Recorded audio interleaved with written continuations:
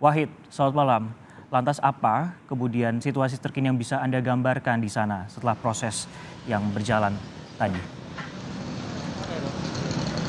Oke, Francisco, selamat malam saudara.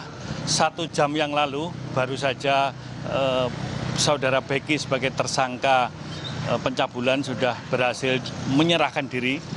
Kemudian langsung dibawa ke Polda Jawa Timur pada malam ini juga. Saat ini situasi di tempat kejadian perkara sudah berangsur-angsur berkurang, kerumunan, kemudian aparat juga sudah mulai meninggalkan lokasi. Mereka semuanya sudah menuju ke Polda Jatim dan kembali ke markasnya masing-masing. Bisa saya sampaikan situasi pada tadi 1 jam yang lalu sekitar 23.30 memang luar biasa.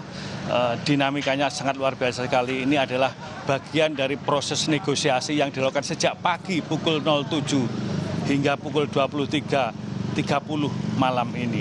Negosiasi terus dilakukan dan pada akhirnya pada pukul 23.30 berhasil ada tim pihak dari keluarga kemudian menyerahkan diri terhadap sang anak yang menjadi tersangka kasus pencabulan ini.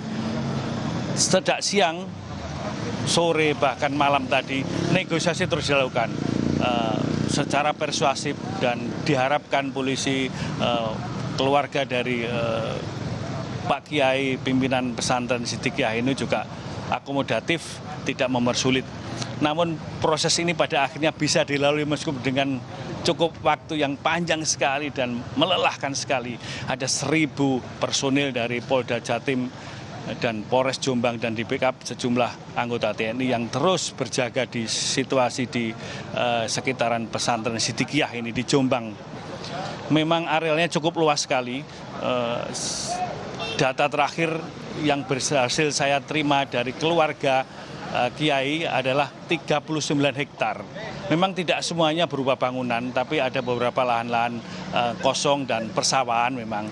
Tapi memang ini cukup luas dan tadi saya sempat masuk ke area dalam dan berbincang-bincang dengan keluarga Pak Kiai dari pihak keluarga yang salah satu yang ada di komplek itu. Memang situasinya harus saling memahami, mereka mengistilahkan, karena situasinya tidak mudah bagi Pak Kiai untuk melepas sang anak ini. Usia memang sudah 95 tahun Kiainya, bapaknya, sehingga perlu pemahaman, penjelasan, kemudian perlu negosiasi yang begitu panjang dan memang melelahkan. Tapi pada akhirnya pada pukul 23.30 tadi ada 2 mobil yang membawa Kiai dan keluarganya ke Polda Jatim. Memang sesuai dengan janji kepada Polres Jombang, Kiai akan mengantarkan anaknya ke Mapolda sore tadi. Namun akhirnya baru bisa dilakukan pada malam ini setelah melalui proses negosiasi yang cukup melelahkan, dan ini adalah pendekatan persuasif yang dilakukan oleh Polda Jatim dan tim secara konsisten kepada keluarga Kiai. Saya sempat masuk sekitar 1 jam di lokasi area, namun tidak bisa mendekat ke kamar atau ke ruangan Kiai. Saya berada di rumah yang kira-kira berjarak sekitar 50 meter dari kediaman Kiai. Saya berada di rumah yang lain. Saya memantau memang sempat sulit terjadi ada pemadaman listrik, kemudian setelah itu dinormalkan kembali ketika ada proses negosiasi. Cukup panjang sekali prosesnya, memang pendekatannya juga sangat intensif dan bersyukur karena pada malam ini akhirnya apa yang diinginkan kedua belah pihak baik oleh jajaran Polda Jawa Timur maupun dengan keluarga pesantren Siddiqiyah berhasil dilakukan, dan pada malam hari ini Kapolda Jatim menyampaikan bahwa tersangka menyerahkan diri pada pukul 23.30. Dan 1 jam yang lalu tersangka sudah dibawa ke Polda Jawa Timur, kemudian diantar oleh 2 mobil dari yang di dalamnya ada keluarga dari tersangka Beki dan beberapa keluarga yang lain. Baik, Wahid, kita mengetahui bersama bahwa kasus ini berjalan sudah cukup lama, mulai dari tahun 2017 hingga saat ini.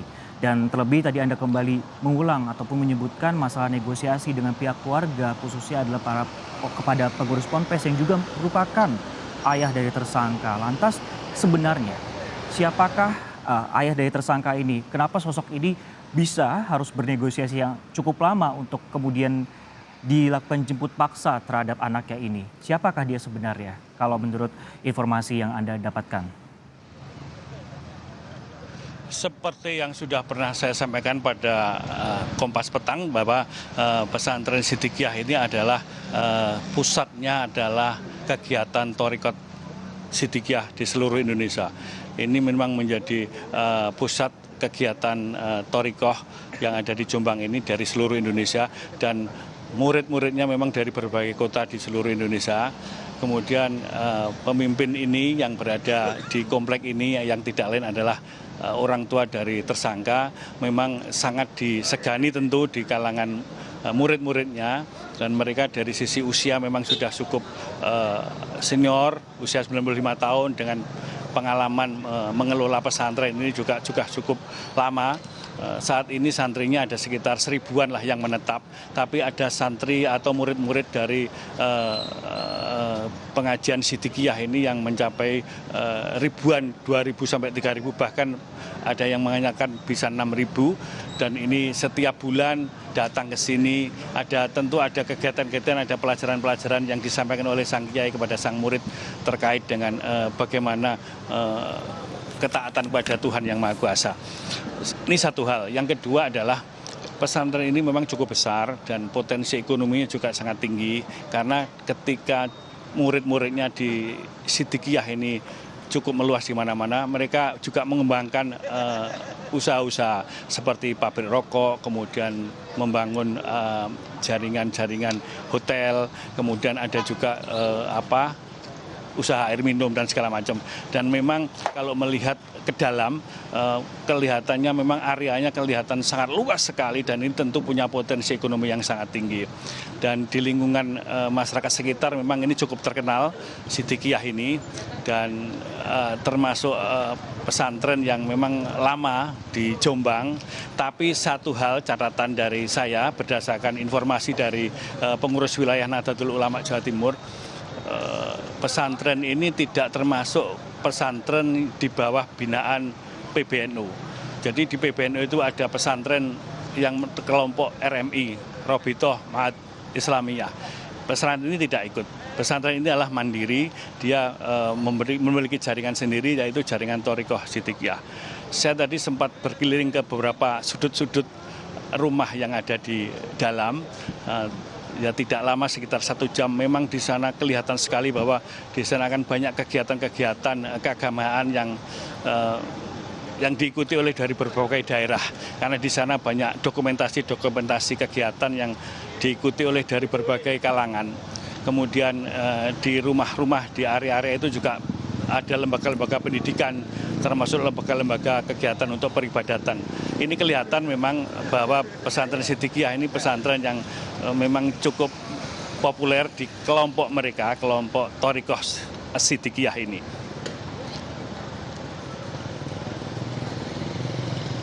Baik, Wahid.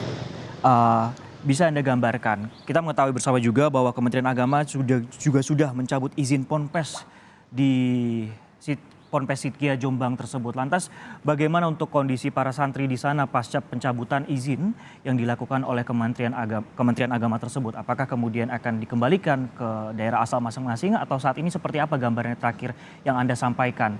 Karena kan tadi Anda juga sudah berputar ataupun juga berkeliling di dalam sana. Saya tadi sempat berbicara dengan salah satu keluarga terkait dengan informasi keputusan dari Kementerian Agama. Mereka sudah mengetahui bahwa akan ada pencabutan. Ya tentu mereka akan ada rencana untuk melakukan klarifikasi kepada Kementerian Agama di Jawa Timur atau mungkin di Jombang, agar apa yang menjadi keputusan ini juga akan bisa pertimbangan kembali alasan mereka, karena ini juga menyangkut kepentingan dan hajat para siswa yang ada di sini.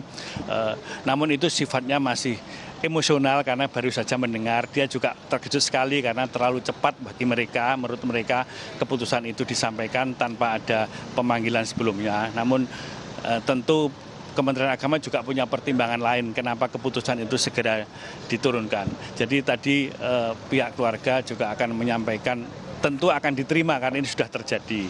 Namun mereka juga ada niat untuk memberikan semacam klarifikasi kepada Kementerian Agama terkait bagaimana ke depan aset pondok, kemudian sekolahan, kemudian siswa dan santri ini ke depan seperti apa setelah pasca ada penutupan ini. Tadi saya sempat berkomunikasi dengan salah satu santri yang dari Jember. Mereka memang malam itu karena barangkali ketakutan melihat jumlah sekian orang aparat keamanan berada di lingkungan pondok, mereka kemudian memaksa diri untuk pulang ke Jember. Kemudian mereka belum tahu ke depan seperti apa langkah selanjutnya ketika pondok ini dibekukan oleh pemerintah, dalam ini Kementerian Agama. Namun yang pasti belum ada sikap resmi dari pondok apakah yang akan dilakukan ke depan pasca penutupan atau pembekuan pesantren Sidikiyah ini oleh Kementerian Agama. Karena situasi di dalam pondok tentu masih belum stabil setelah ada pasca kegiatan pada siang sampai malam hari ini yang memang cukup menyita perhatian semua pihak. Demikian. Baik, terima kasih Wahid Bukaidori atas laporan Anda.